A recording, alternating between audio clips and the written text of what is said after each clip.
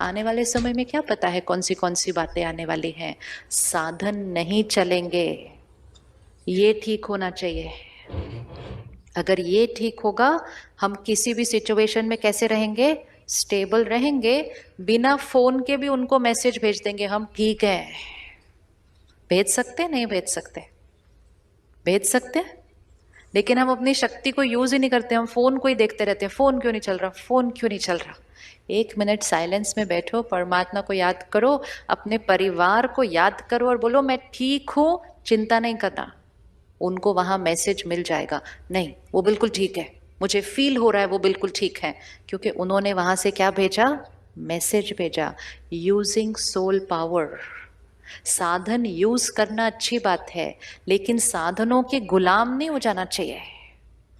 वो फोन पे गोल गोल इंटरनेट घूमता है, हम अंदर गोल गोल घूम जाते हैं उसके साथ, चल नहीं रहा चल नहीं रहा चल नहीं रहा। साधन के गुलाम नहीं, साधन को यूज। हमने साधन को कंट्रोल करना है, आज साधन हमें कंट्रोल करने लग गए हैं। अगर साधन भी हमें कंट्रोल करे, परिस्थिति भी हमें कंट्रोल करे, लोगों का बिहेवियर भी हमें कंट्रोल करे, हमारी जीवन हमारे हाथ में नहीं रहेगी। तो थिंक राइट इररिस्पेक्टिव ऑफ साधन चले न चले, बात सही हो न हो, इसको एनर्जाइज करके चलना है। तो सुबह 1 घंटा अपने लिए दे सकते हैं, तो हर रोज अपने लिए 1 घंटे का समय फिक्स कर लीजिए। आज कर सकते हैं 1 घंटा अपने लिए, कर सकते हैं 1 घंटा अपने लिए। हम लोग रोज सुबह घर से निकलने से पहले बहुत सारी चीजों को चार्ज करके निकलते हैं आजकल, करते हैं ना। और इतना ध्यान रखते हैं कि हर चीज फुल चार्ज होनी चाहिए, क्योंकि पूरा दिन उसको यूज कितना करना है। तो फोन को किया, लैपटॉप को किया, डोंगल को किया, पावर बैंक को भी किया, क्योंकि वो पावर बैंक और चार्ज करेगा सारा दिन के अंदर। सब चीज को चार्ज करके निकलते हैं, लेकिन जो उन चीजों को यूज करने वाला है सिर्फ उनको चार्ज नहीं करके निकलते, बाकी चीजों को तो सबको चार्ज करके निकलते हैं, उसको नहीं चार्ज करते हैं। तो उनको चार्ज करो, उससे पहले खुद को चार्ज करो। हमें लगता है साधन के बिना जीवन ही नहीं चल सकती, कोई दिन ऐसा भी आएगा साधन नहीं चलेंगे। यस यस, पक्का? बड़ी ठंडी आवाज आ रही है। हाँ। अभी सोच रहे होंगे सुबह सुबह वो भी 1 घंटा, ओहो, मुश्किल से तो तैयार होकर निकलते हैं घर से काम करने के लिए, कैसा। इट्स अ लाइफ स्टाइल जो धीरे धीरे पूरा चेंज हो जाएगा। क्यों चेंज होगा? सुबह जल्दी उठेंगे, 1 घंटा निकालेंगे, सारा दिन अच्छा सोचेंगे, काम जल्दी पूरा होगा। घर आएंगे, जल्दी आएंगे, और आएंगे और बहुत लाइट रहेंगे। घर में कोई झगड़े नहीं होंगे, वो खत्म हो जाएंगे, क्योंकि हम सही सोच रहे हैं। जल्दी खाना खाएंगे, रात को जल्दी सोएंगे। अर्ली टू बेड, क्या स्लोगन था बचपन में सुना था? अर्ली टू बेड, आगे early to rise makes a man healthy wealthy and wise. Late to bed, late to bed वो बताया ही नहीं उन्होंने एक ही लाइन बताई थी। हाँ, तो उन्होंने सोचा हमने इनको एक लाइन बता दी, ये वैसे ही जीवन जिएंगे, बाकी स्लोगन हमें कंप्लीट करना पड़ेगा। Late to bed late to rise will make a man, will make a man unhealthy, बाकी आप कंप्लीट करना। सो राजयोगा मेडिटेशन एक लाइफस्टाइल है। इट्स नॉट 15 मिनट मेडिटेशन, आधा घंटा मेडिटेशन, इट्स अ लाइफस्टाइल, जिससे सारी चीजें बिल्कुल वापस उस सात्विकता पर आ जाती हैं जो होनी चाहिए, क्योंकि हमने मेडिटेटिव लाइफस्टाइल यूज कर लिया। 2 तरह के जीवन होते हैं, एक है योगी जीवन और दूसरा है भोगी जीवन। भोगी जीवन मतलब भोगना, सफरिंग, और योगी जीवन मतलब सब कुछ करते हुए अवस्था, मन की स्थिति कैसी, योगी, pure, divine. So actually the word is not even think right. Think right तो हम फिर भी कर लें, important is now to think pure, think divine.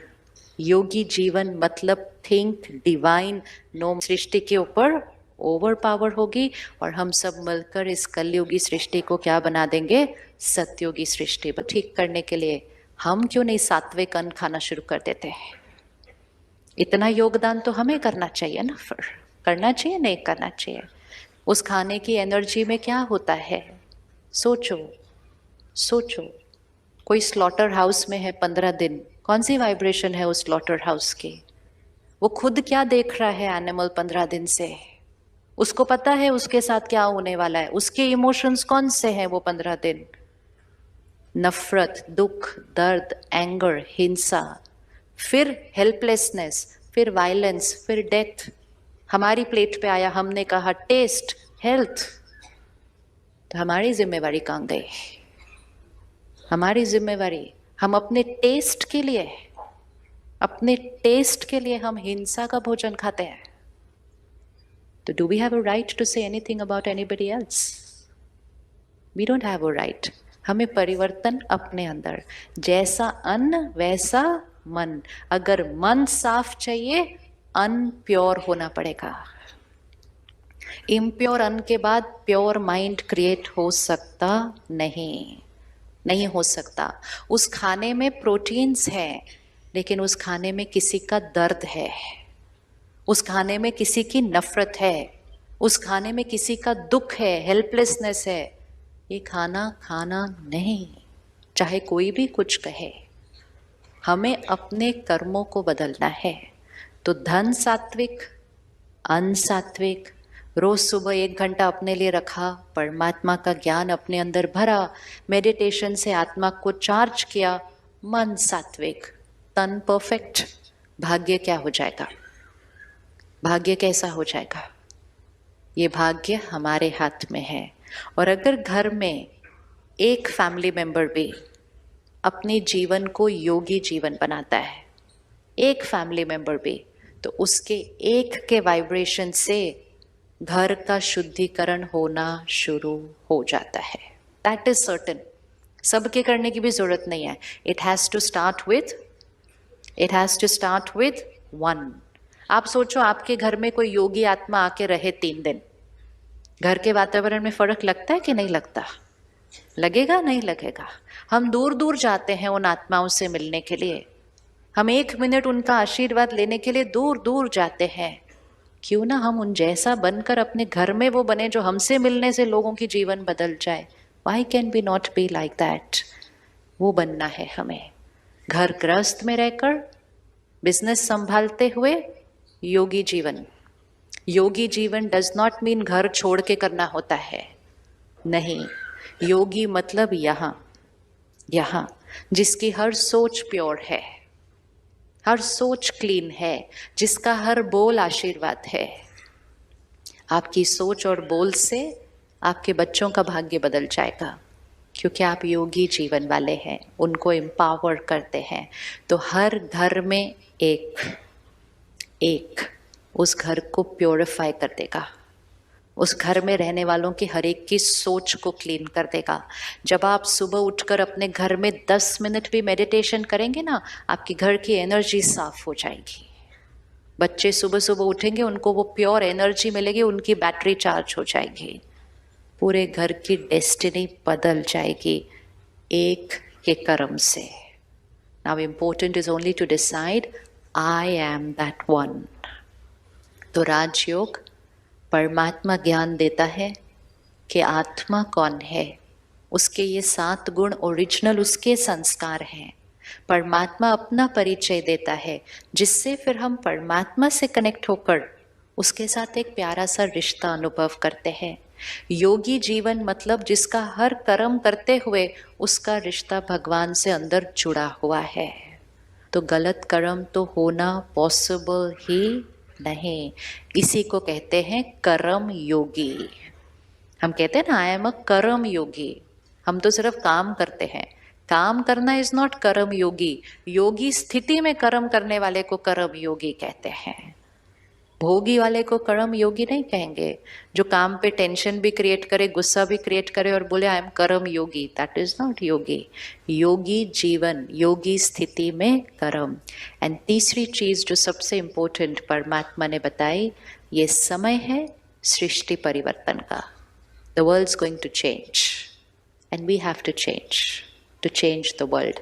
संस्कार से संसार बनते हैं। तो अगर संसार को बदलना है, संस्कार को बदलना है, पहले अपने संसार को बदलना है, पर ये संसार बदल जाएगा। तो अब जब हम वापस जाएंगे यहाँ से घर, हम आए कौन सी दुनिया से थे? कौन सी दुनिया से आए थे? कलयुगी स्थिति में आए थे। वापस कौन सी स्थिति में जाएंगे? पक्का? पक्का?